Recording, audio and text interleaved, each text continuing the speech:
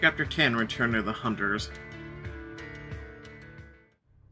As the vampire hunters gleefully discuss their plans to eliminate your coven, you, Gabriel, and Cass stare at each other in abject horror. What are we gonna do?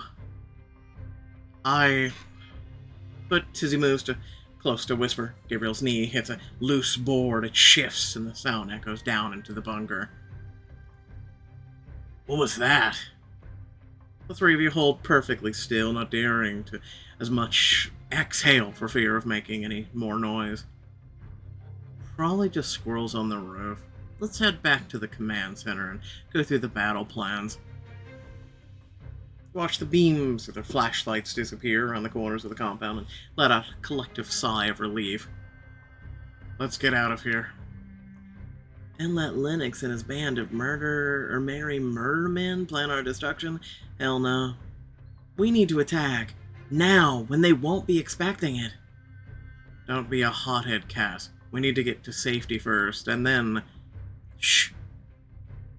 Sheepishly, they shut their mouths, but neither of them looks willing to back off their position. I think we need to play it safe. We have no idea how many of them there are, how heavily armed they are, what other weapons they have. Who knows what we've been walking into? Exactly. If we go in there guns blazing and get caught, we're dead. Crimson Beach won't stand a chance. Look at Cass, who's staring at you both with a stubborn twist in her mouth. Come on, just one little taste first. Just think of all the calling, the herd. Cass, it's too dangerous. I don't want to lose you, either of you. Fine, point taken. But I hate it when Golden Boy's right. But when we come back, I call dibs on that McKay guy. Smug little bastard. Okay, let's get out of here before they decide to come back and investigate the squirrels. Once inside the safety of the hidden cave, the severity of all you've just learned creates a tense silence. Nobody knows what to do next. Suddenly, Cass slams her fist into the wall, shattering the stone. Vampire hunters. There are vampire hunters in Crimson Beach. How the hell do those bastards even still exist? Well, using the Forest Bureau as cover, it's despicable. I really thought they were here to help Crimson Beach. That's your beef! That they're not here to save the trees. They're targeting our coven. What do we ever do to them? You existed. Guys, I have to warn the coven. Of course we will. No, I mean me, by myself. I'm the one who revealed myself to Lennox. You guys stay here and keep watch. I'll go back, and you've been exiled. If you return before your sentence is up, coven policy is to punish first, ask questions later. We have to go back together as a united front. They can't ignore all three of us. Wanna bet? Fine, then let's go. Wait. Wait. You heard them. You've got only days until they attack. The covens need all the time they can to prepare. I agree, but it'll be more helpful if we bring back concrete information on their plans, their weapons, anything to know what we're up against. Like that lab they mentioned. Sounds like they're developing even more kinds of talismans. We need to get in there and find out what the hell they do. Right. But Gabriel glances at you, and you know from the hesitation on his face exactly what he's about to say. Oh, no, you don't. Don't you dare tell me to stay here. Parker, this is going to be a dangerous operation. Which is different from everything else we faced this year? How? No, girl, you know I hate to say it, but I think Golden Boy's right. Not you two. You're only just getting a handle on your abilities. And those guys, they hate vampires. When it comes to killing, they won't hesitate. We want to protect you. I get it. And I want to protect you too. Aside from my mom, you're the people I love the most in this world, which means the only thing that'll ever scare me is losing you. So if you think I'm just gonna sit here safe and sound while you two are out there putting your lives on the line, think again. Share a quick glance loaded with the rivalry that's always been there between them. You take their hands and look from one to the other. If our roles were reversed, you'd feel the same way, wouldn't you? Definitely. You know I would. No, so, does that mean you'll stop fighting me on this? New girl's got a point, Eldar. We do make a badass team. You see his resistance crumbling, replaced by a hardened look of resolve. If we're going in, then we have to agree to stick together. Trust each other. No matter what, we have each other's backs. Of course we will. Now, hands in. Extend your hand, palm down. Gabriel covers it with his, and then you both look to Cass. Seriously? Come on, Cass, do it for Team Vampire. She rolls her eyes, but she slides her hands over yours, even smirking a little. Fine, but just this once, Team Vampire. Team Vampire, and break. You share a smile of nervous excitement, and a frisson runs up your spine at the thought of testing your vampire abilities against the hunters. Your throat burns, and suddenly you realize, I'm hungry. Really hungry. Brush your tongue across your fangs just as your stomach lets out an unholy growl. You glance at Gabriel, and there's no missing the look of concern in his eyes. One more thing, no killing, not unless we have to. But they want to kill us. I mean, they're our enemies, right? Might as well cut their forces while we can. This is strictly reconnaissance mission. We need to avoid alerting them to our presence by all means. Normally, I'd be all in with a little midnight snack, but can't believe I'm saying this again. Aldahar's right. But aren't you guys thirsty too? Oh, we are, but we're older. We can go longer without feeding than you can. If you're feeling overwhelmed, I have something that can help. Is it a squirrel? He opens his backpack and pulls out several blood bags, and your senses tingle as the scent of blood rolls across your tongue. That smells heavenly. Golden Boy, you been holding out on her? No, I was waiting until she needed it. And by the look in your eye, Parker, you need it. Especially if we're walking into a compound full of hostile humans. He holds up a blood bag and wiggles it temptingly before you. Up for a little recharge? Let me guess, diamond choice? Cass, you want some? Not my bag. Pun intended. I'll stand guard while you two go and do your thing. You see a hint of jealousy in her eyes as she looks at Gabriel, then her gaze turns to you and she softens. Golden Boy's right again. You need this. After what happened to Mom, I know the dangers and consequences of bloodlust all too well. Oh, look at that. What did I say? Drink blood with Gabriel. I definitely need this.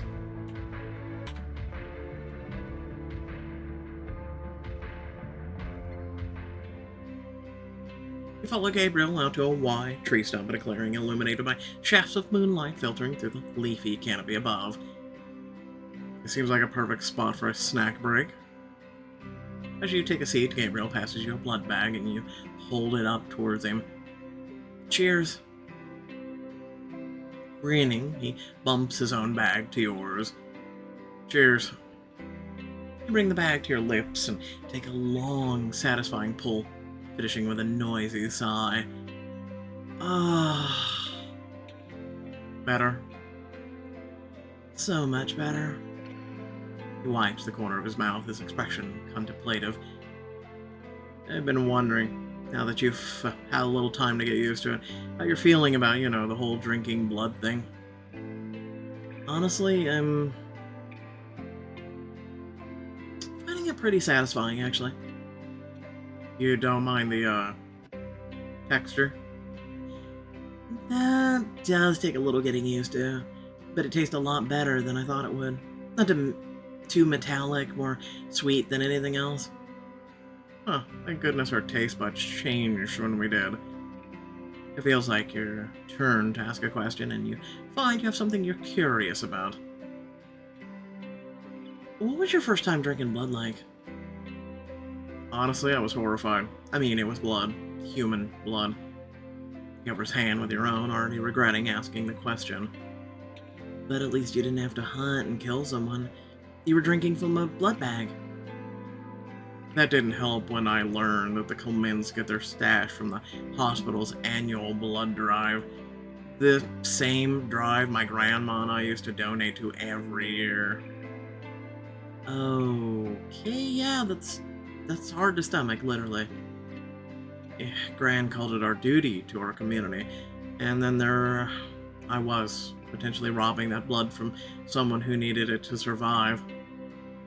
Oh, Gabriel. I used to walk around town obsessing over whose blood I was drinking, which turned into obsessing over losing control. Since I'd already developed a taste for it, like Jim the florist.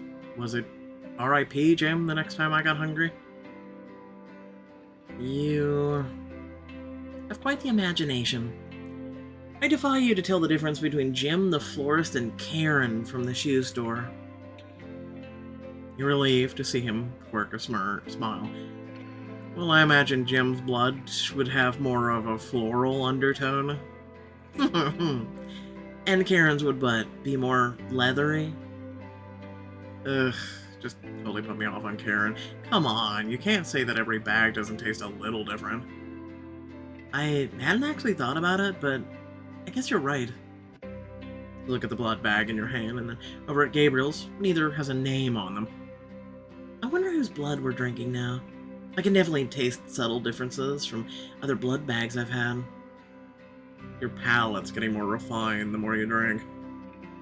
You take another sip and run your blood over your tongue, tilting your head and lifting an eyebrow with pretentious wine connoisseur.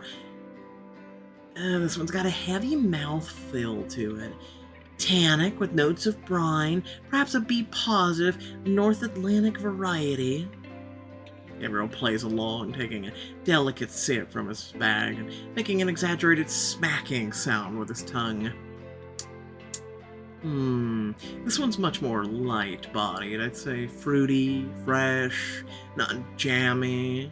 It must be Nick, the green grocer, then. I noticed his peaches were very ripe last week. You both burst out laughing, leaning against each other as the absurdity of the moment overtakes you. Your face warms as Gabriel loops an arm around your waist and you tip your chin up to meet his soft gaze. I'm glad you're feeling better enough to laugh.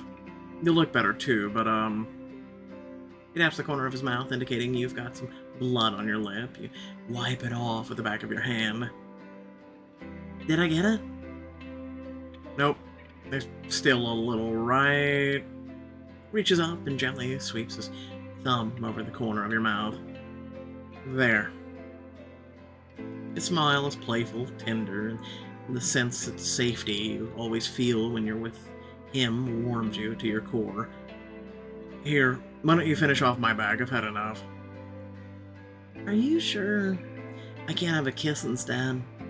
I'd personally rather do this. His heartbeat spikes as you lean slowly forward, and you feel the warmth of his breath against your cheek just before brushing your lips softly to his. A sharp intake of breath, and then he cups your face, his lips parting for you, his tongue twining gently with yours. Same here. You pull away with a huffed laugh and swipe your tongue across your mouth. What? The blood. I tasted it on your lips. It is fruity, I like it. And you. Once again, his signature bright smile lights up his face, and you can't look away, your chest warm with giddy affection. Thank you, Gabriel, I needed this. I didn't realize how hungry I was. Just glad I could help. I don't want you getting out of control if we get too close to those hunters. Adorable. Cass's dry voice filters out the darkness, and suddenly she's beside you. Her voice is more curt than usual. Did I? I did a sweep of the area. We're all clear, but we better get moving. We got a lot of snooping to do before sunrise. You ready, Parker? I am now. You begin the long trek back to the hunter's base, but halfway there, Cass suddenly turns and signals for you and Gabriel to stop. What's wrong? Did you see a patrol? No. I've got to tell you something. Can it wait until after we infiltrate the enemy base? No, it's important I say this before we get there. Look, I know I haven't really been at the top of my game lately, but that's not true. Don't blow smoke at me, new girl. Of course it's true. And if the two of you are walking into danger with me, you deserve to know why. You know my hand's been bothering me, but it wasn't from the hunting drill. It was the damn paper cut from the card. And a few weeks ago. She turns away and shakes her head, struggling with whatever it is she needs to say, and with a frustrated growl, she turns back. Oh hell, just look at it. She yanks up her sleeve to reveal a raw wound and stretches the length of her palm. Oh my god. Your stomach turns at the sight. The skin around the wound is swollen, red tinged, while the center of the wound looks infected and painful. Cass, here, let me see. You cradle her hand tenderly in yours, carefully push up her sleeve further. She bites her lip to hold back a wince. How have you been able to keep quiet about this for so long? Your heart aches and your stomach twists with worry to see the wound extend all the way up to the crook of her elbow. It's okay, I'm pretty used to the pain at this point, but I think it's infected. The tremble in her voice breaks your heart, and you slide your arm around her shoulder and pull her close. I don't get it. It was just a paper cut. Unless maybe the card was laced with silver. They are vampire hunters. Maybe their business cards are some kind of secret weapon. It sure hurt like a silver brand, but even if it was silver, it still should have healed by now. Something's wrong. But what? Yeah, well, hate to break it to you, but that's not even the weirdest part. Ever since I got the stupid injury, I've been able to, I don't know, feel things. Cass Harlow feeling things, that is weird. Real funny, golden boy, but let's see if you're still laughing when I show you what I mean. Cass presses her palm flat to the nearest tree and closes her eyes in concentration. After a minute, the leaves rustle. I believe that's called a breeze. Damn it, golden boy, But before she can get the words out, one of the tree's branches swings out and slams Gabriel in the stomach. Okay. Gabriel flies back several feet and lands in a sprawl. To your alarm, the branch swings back like it's winding up to take another swat. Oh my god. Is Cass making this happen? I have to protect Gabriel no matter what. With a speed born of panic, you dart in front of Gabriel. The branch slams into your stomach, but you wrap your arms around it and rip it from the tree. And stay away from him. You throw the now immobile branch into the underbrush and then glance down at the cuts and scrapes all over your arms. New girl, Before she can get the words out, Gabriel leaps to his feet and grabs your hands, running frantically, fingers across your skin. Are you hurt? Any bruises? I'm fine, they're healing already. Are you okay? I'll live, but when I saw it hit you, He pulls you into his arms, and you get the feeling he's soothing himself as much as you. Guys, I didn't mean to. I'm sorry. They step away from each other to find Cass anxiously wringing her hands. How did you do that? That's what I've been trying to tell you. I don't know. And it's not just the trees. It's like I can feel all this energy around me. And when I get upset, stuff just happens. Such as... Cass begins to pace, stumbling through her words like she doesn't quite know how to explain it. The dark clouds, wind, lightning, thunder, real apocalyptic stuff. It's like something inside me wants out, but I don't know what it is. I'm a vampire, and this isn't a vampire thing.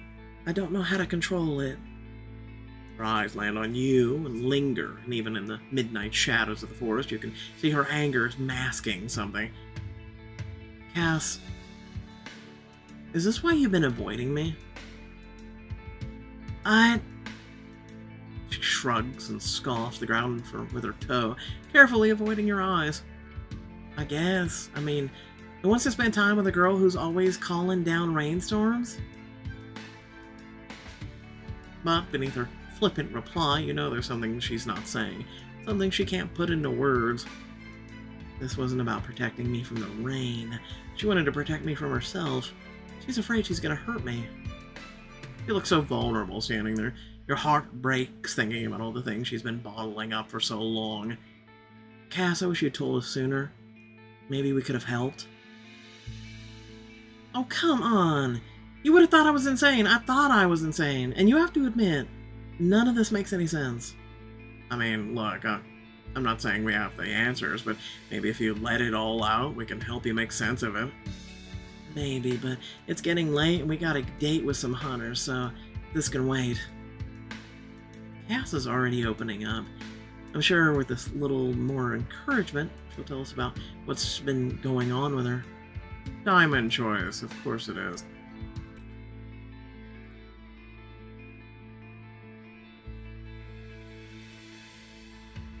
I'll just give you two some time yourselves. He slips away into the darkness, and once you're alone, you take Cass's hands. Okay, Spill, I want to hear the whole story from the beginning. Well...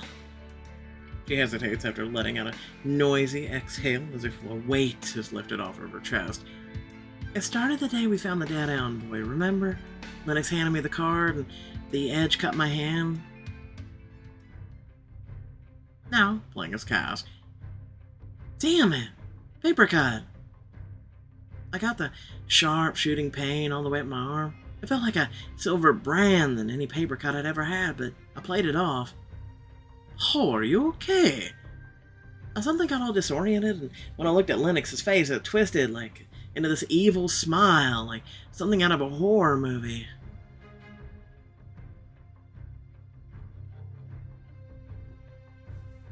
Now playing as Parker. Cass, how could you not tell me that? Would you tell someone you'd seen that? Maybe you were just hallucinating from the sun poisoning? That's what I thought at first, but we spent a lot of time outside the ley lines that day, and my head was swimming. But then the damn thing never healed, and all the other stuff started happening, and I really don't know how to begin to explain that. So, what did you do after that? Well, since the cut wasn't healing, I thought I'd try fixing it the old-fashioned human way. So I went to the pharmacy. The bell jingles as you open the pharmacy door, silently thanking the universe that you're the only customer there. Hi, can I help you? And you freeze, suddenly not quite sure what the hell you're doing there. I, need something for this cut? You'll find it at all the first aid products in aisle 6. He's laying down aisle 6, picking boxes of bandages indiscriminately off the shelf. Hopefully these help. Yeah, but what about the Neosporin?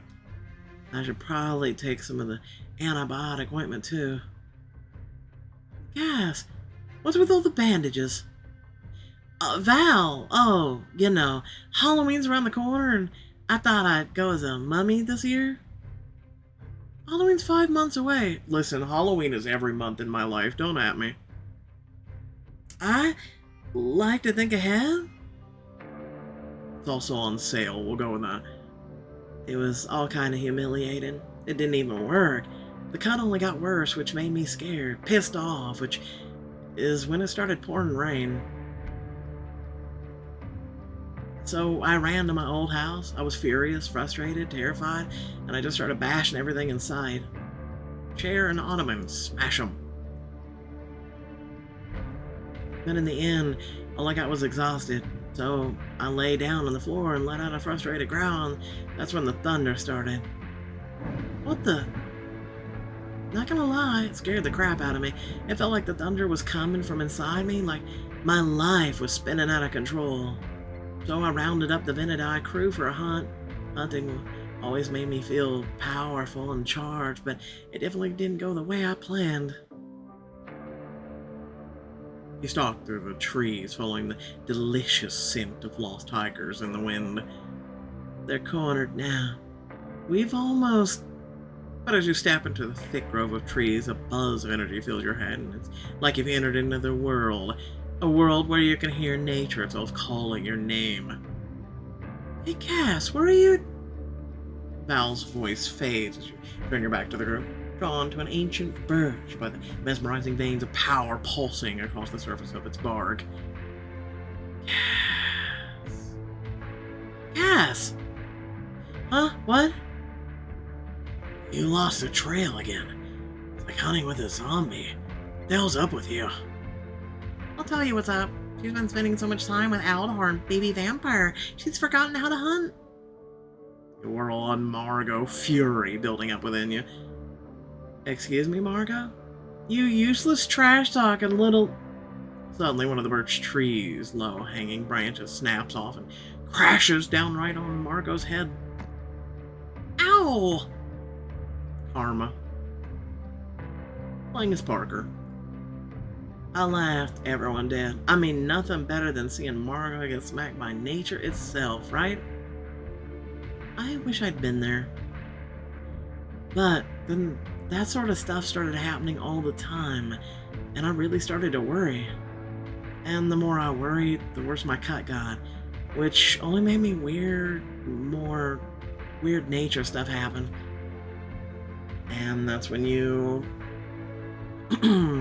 started avoiding me. I mean, yeah, I felt so out of control I didn't want to risk you getting hurt. Seems like the weird occurrences only happen when you're angry, though. Like with Gabriel just now. It took me longer than I'd like to admit to make that connection. So I disappeared. Not just from you, but from everyone. But I was still keeping an eye on you. Let me guess, that's when she saw us together in the clock tower. I spent a lot of time in that tree outside your house, watching your window. Parker. And when you went to town with your mom, I followed you.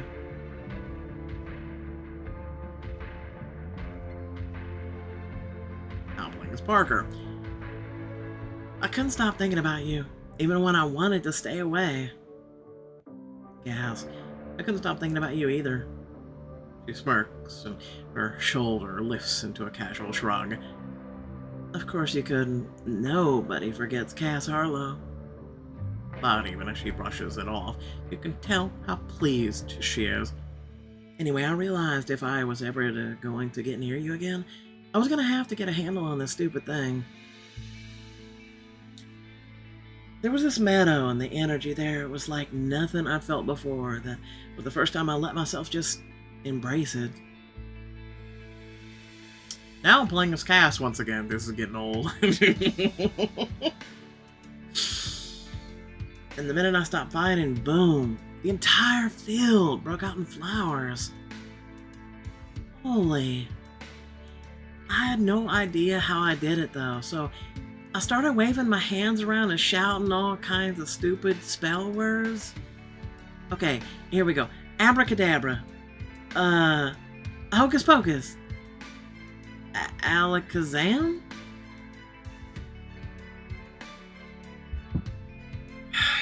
Playing as Parker. I'm guessing that didn't work.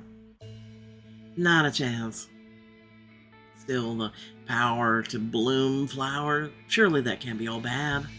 Expect some sort of snarky retort and surprise when Cass doesn't fight you on it. It's weird. After I made all those flowers bloom, however I did it, my hand hurt less. And now, too, after telling you all that, it feels better again. Just like talking about it has taken away some of the pain. So maybe it was you fighting this new power that was making your injury worse. I don't think it's a coincidence that it stops hurting when you stop bottling it up. I guess that sort of tracks. They did both start at the same time. And if nothing else, at least you know you can make flowers grow. The smile she gives you is so genuine, you know you said the right thing. Watch this. She reaches down to touch the grass and closes her eyes. Everything still for a moment, and then gold flowers burst through the ground into full bloom. That is amazing. Kinda cool, right? It's more than cool. You just made a flower grow out of nothing. Well, here. It's all yours. She's trying to be casual, but her smile is so tentative, like a whole new Cass, that you take the flower with a slow reverence. Cass, thank you. Put it behind her ear. You twirl the flower between your fingers, your heart too full to put it into words. Impulsively, you reach up and slip it behind her ear. New girl? Cute. I'm not. But you cut her off, brushing a kiss across her lips. She freezes, and her hand comes around your neck and pulls you into a hard, searing kiss. You're mean. Sorry, not sorry. You hear Gabriel shift impatiently at the edge of the trees and clear his throat. Cass breaks the kiss with a cheeky grin. Uh-oh, sounds like Golden Boy's getting restless. Let's put him out of his misery. Cass, I'm really glad you trusted me with all this.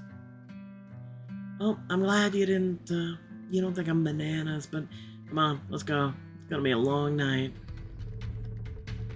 20 minutes later, you're back at the hunter's base. As you scope out the camp, you make a running tally of everything you see. Okay, besides those hunters beneath the tree over there, I haven't seen anyone else around. Yeah, but there's at least 6 buildings and they all look pretty much the same. How are we gonna find the lab? Well, we've already been inside the Talisman warehouse, and that's the one where there's the command center / lair / evildoers clubhouse. You unfocus your eyes and call up your heat vision ability. The building lights up like a bright red beacon of humanity. And it's packed with people we should steer clear. So that leaves us with 4 buildings that could be the lab.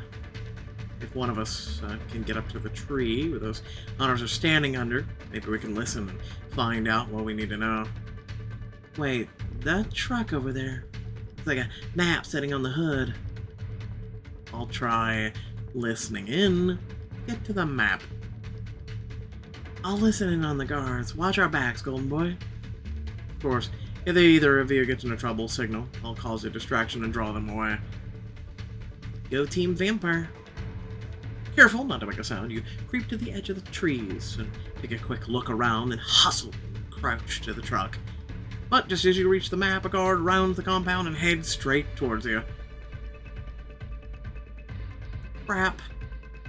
You drop, roll under the truck as he reaches you, his feet inches from your face. Don't look down, don't look down, don't look down. You hold your breath for what feels like forever, but before he finally walks away, you hear him pick up the map. Damn it! How are we gonna find the lab now? Frustrated, you crawl out from underneath the car, retrace your route back to Gabriel just as Cass returns from her mission. Sorry guys, Operation Map Snatch was a bust. No worries. According to those fatheads, the lab's that big building on the other side of the compound. Well, that's helpful that they just willingly told you, though. Pretty isolated back there, so that'll work to our advantage. Let's move out. You slip carefully through the shelter, getting dark to the lab, where the 3 guards stand menacingly at attention, armed with long-range rifles and silver crossbows. Sure are. Wanna bet those guns are loaded with silver bullets? They've got the talismans too. Damn it, we have no way to sneak past them. Look, I know we said no killing, but... No buts. We agreed this is a reconnaissance mission only. We're gonna have to knock them out. Gabriel's right. We should knock them out and drag them into the woods. I'm thinking... I could try my projection ability. Diversionary tactics, I approve. Here we go! You take a deep breath, conjure your projection, and send it dashing out past the guards into the woods. What the hell? After her! Unslinging their weapons, the guards chase the Phantom U into the trees, leaving the lab unguarded. It worked. Mom, let's get in there before they figure out they're chasing a ghost. Taking advantage of the opening, you all slip into the lab. Inside, Cass bars the door, and you all turn to survey the room. The first thing you see are massive industrial machines, dozens of them, lining the walls from end to end. What the hell is this place? As your eyes flit from one conveyor belt to the next, an ice-cold dread seeps into your bones. They're each churning out talismans. Hundreds and hundreds of talismans. Oh my god, it's not a lab.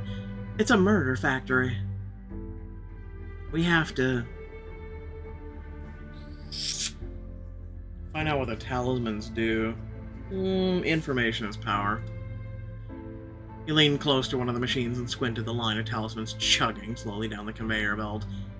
They've all got different symbols on them, and I don't recognize any of them. Take pictures. Maybe someone at the Nexus can identify them. Who needs those Nexus nerves when we got a handy-dandy instruction manual? Cass pulls the thickly bound document from a sleeve on the side of the machine, flips it open as you and Gabriel read over her shoulder. The one with the eye on it is called the Truth Teller, and injects a dot of silver under the skin to force a vampire reflex of fangs and silver eyes. So it won't hurt humans, but a vampire would definitely be exposed. What about this one? It's got a little sun on it. Looks like it's called the Sun Sphere. It creates a floating ball of concentrated sunlight to be dropped into... Stiffens her eyes wide with dawning horror. Any dark enclosed space. Like the Nexus. Those hunters are making these specifically to use against Crimson Beach, going to attack the Nexus monsters. Going to attack Nexus. That's what the Sun Sphere's for. They're going to trap everyone inside and kill us all in one fell swoop. How do they know it's underground? How do they know anything about us? Guys, I think we got more trouble over here. Oh no. Gabriel has wandered over to the largest machine, one with strange symbols etched into it. He points to the plaque on the side, looking deeply troubled. Looks like it's instructions on how to operate. That is a creator. Just saying. Yeah, but here, this is the part I'm worried about. He points to a specific line, and you lean in close toward the softly humming machine to read.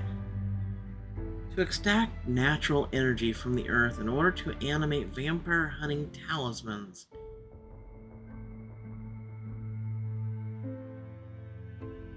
What energy from the earth? It's probably what's been giving you your powers in the ley line.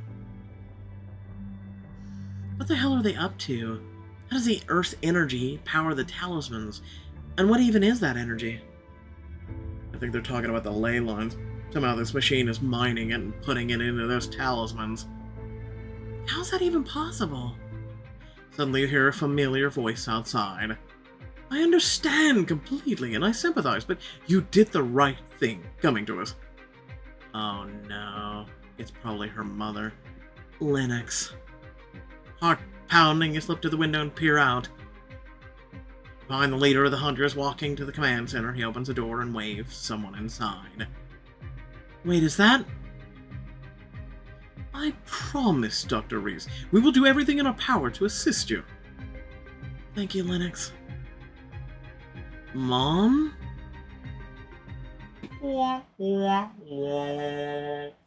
Anyway, without further ado, please remember to like, share, and subscribe. Head down the description, plenty of things to check out, ways of support, and whatnot. There is also the join and thanks features on YouTube. I'm finally going to rest my voice after this. So, yeah. Thanks for watching, and let me know in the comment section below what you think. Catch you all later. Peace out.